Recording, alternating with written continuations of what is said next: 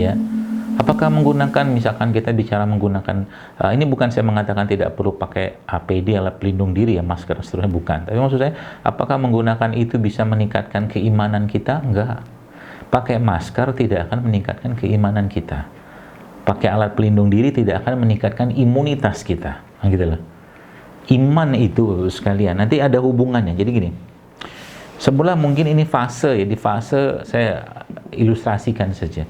Ini fase di mana kita dalam keadaan normal biasa aja, nggak ada ujian, nggak ada apapun. Nah di sini nih terus ditabung dengan keilmuan, ya, dengan belajar inilah, belajar akidah, fikih segala macam, belajar tauhid segala macam di sini. Nah ketika ada ujian di sini, Bapak sekalian, ya, ketika ada ujian di sini, maka apa yang kita pelajari kemarin diletakkan pada porsinya di sini gitu loh. Ini seakan-akan apa yang dipelajari waktu lagi senggang dan tidak ada masa lalu, itu lupa semua gitu loh. Ngaji kitab ini, semua dikaji. Tapi ketika ada hal-hal seperti ini, ya Masya Allah gitu kan. Paniknya luar biasa. Ya, dan kepanikan itu atau kecemasan itu menimbulkan masalah imunitas yang bukan sembarangan. Ya, tadi ada salah satu ya tokoh lah, selebritis gitu kan, ada sempat WA saya menyampaikan tentang anggota keluarganya lah, suaminya yang sakit bahkan kena virus ini gitu kan. Tanya, dokter ini herbal ini bagus nggak? Saya tunjuk, oh ya bagus, saya bilang gitu kan.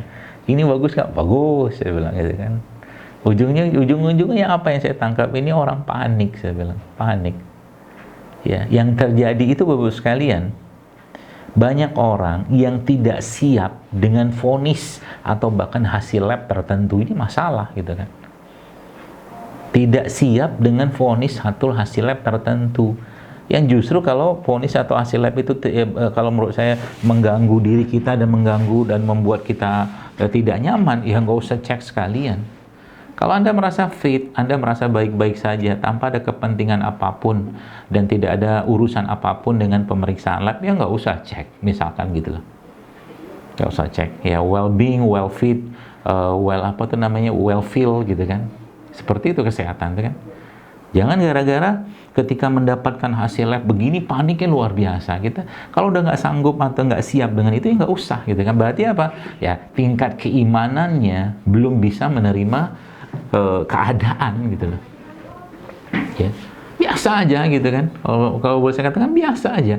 Ya, tapi tetap ada ikhtiarnya gitu kan. Sehingga nanti tubuh kita tuh nggak capek gitu loh menghadapi itu. Ya. Nah, jadi ini saya bilang tadi, ketika di sini sudah dapat nih ilmunya, ya, di fase ini dapat ilmunya. Dan ketika ada ujian, ini dipakai ilmu itu gitu kan. Ilmu takdirnya, ilmu tawakalnya, ilmu ikhtiarnya, ilmu tauhidnya, ilmu akidahnya, semua dipakai di sini gitu loh. Nah, para sahabat itu kan begitu, radhiyallahu majma'in. Ya, para sahabat-sahabat Nabi itu kan tarbiyahnya begitu. Ketika sudah tiba masanya, ya apakah mereka menyerah? Ada, bayangkan dulu sekalian, seorang Yasir ya, keluarga Yasir yang kita sering dengar kisahnya, dalam kondisi disiksa luar biasa loh. Sumayyah ya, istrinya Yasir itu luar biasa loh penyiksaannya. Apa yang Nabi katakan saat itu kepada Yasir ya, radhiyallahu anhu, ya, beliau sallallahu alaihi wasallam katakan isbir ala Yasir, sabar ya. Ya, saat itu memang Nabi belum bisa banyak berbuat gitu kan. Tapi apakah Nabi misalkan minta pertolongan Allah, ya Allah turunkan malaikatmu apa segala macam untuk membantu, bisa aja, tapi nggak mau. Tapi Nabi katakan isbir ala Yasir, sabar. Ya, itu pesan penting ya Bapak sekalian. Jadi di saat seperti ini, ya ilmu-ilmu yang kita pernah pelajari dulu, ayolah dipakai gitu kan. Ilmu ketenangan, maka tadi ada ayat yang saya sampaikan atau saya bacakan tadi, huwallazi anzala sakinata fi qulubil mu'minin. Allah menurunkan ketenangan, dialah Allah menurunkan ketenangan, maka dipakai ilmu tenangnya gitu kan. Karena ketenangan, kesabaran, keyakinan, ya, tawakal, ya, itu menjadi bagian dari proses meningkatnya imunitas seseorang, ya, atau imun, bahkan imun juga. Nah, itu pesan pertamanya, ya. Jadi pesan pertamanya adalah mari kita tingkatkan keimanan kita, bukan cuma sekedar dengan kita istighfar pun. Oh, istighfar boleh nggak? Boleh. kita berzikir apa itu boleh, tapi pertanyaannya seberapa zikir itu, seberapa Quran itu, ya, atau seberapa ilmu-ilmu syar'i yang kita pelajari itu memberikan ketenangan pada hati kita. Kalau belum, berarti kayak ibarat kata mah kalau bahasa saya itu instalasi itu nggak masuk gitu kan. Ketika ada ujian kayak begini, apakah ini tak ininya, jadi lock dia, dapet tuh. Nah, makanya kalau ketika salah satu rahasia dalam Islam yang disampaikan oleh para ulama adalah bahwa cara kita ya, untuk atau bagaimana seseorang itu mengetahui doanya, misalnya kita bicara doa itu terkabul, ya. Dia ketika berdoa tuh penuh dengan hatinya penuh diberikan pada Allah, ya, berlinangan air mata, bahkan dirinya bergetar, ya. Dia merasa dekat sekali dan dia merasa sangat yakin bahwa doa itu dikabulkan. Nah, begitu ibadah tuh kayak begitu. Ya, ibadah itu kayak begitu. Bahkan Al-Quran yang sudah Allah jelaskan bahwa dalam Al-Quran itu terdapat kesembuhan, gitu kan. Wa nunazzilu minal Qur'an ma huwa shifaa'un rahmatul lil mu'minin. Allah Azza wa Jalla menjelaskan bahwa Al-Quran itu ada penyembuh di dalamnya. Ya, gimana mau menjadikan atau mendapatkan efek dari Al-Quran sebagai penyembuh tadi? Kalau baca Quran aja jarang. Lantas kalaupun sudah baca Quran pun nggak banyak efek yang dia rasakan. Nangis enggak, berlinangan air mata enggak, bergetar enggak, ingat dosa enggak, segala macam enggak gitu. Akhirnya apa? Ya sudah. Ketika hal-hal duniawi kayak begini, ya, virus dan segala macam begini terjadi, yang terjadi apa? Ya imannya juga enggak memberikan tanda kutip perlawanan terhadap itu gitu loh. Kenapa itu bisa terjadi? Ya tadi karena tidak disambungkan gitu kan. Tidak disambungkan antara apa yang dipahami tadi dengan dirinya, dengan jiwanya, dengan imannya tadi. Gitu loh. Jadi saatnya kita mengembalikan. Jadi caranya gimana? Serahkan semua sama Allah. Kembalikan semua sama Allah. Contoh misalkan nih, penyerahan diri contoh. Ya Rob, kalau memang ya kematian atau ajalku memang sudah kau takdirkan di saat wabah seperti ini, maka aku ikhlas ya Allah, ambillah nyawaku. Kan gitu, keren kan? Ambillah nyawaku ya Rob.